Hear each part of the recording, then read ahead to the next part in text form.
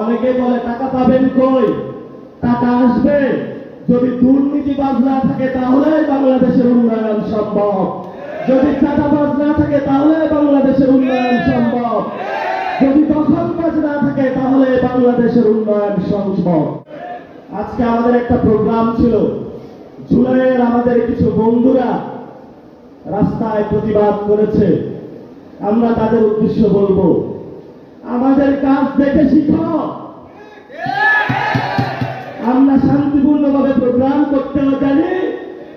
তোমাদের ইলিয়াস আলীকে যে কারণে গুম করা হয়েছে, সিলেটের সন্তান, সীমান্ত হত্যার প্রতিবাদে দাঁড়ানোর জন্য, আমরা ইলিয়াস আলীর পথ ধরে চলি। তোমাদের নেতা বলেছিল উই রিভল্ট, আমরা ভারতের বিরুদ্ধে বলি উই রিভল্ট।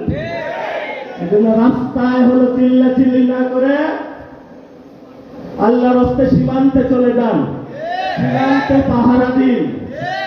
এই জন্য তখন বলতে পারবেন জিয়ার সৈনিক। এছাড়া আপনি জিয়ার সৈনিক হইতে পারবেন না, তাহলে রাস্তার সৈনিক হয়ে যাবেন।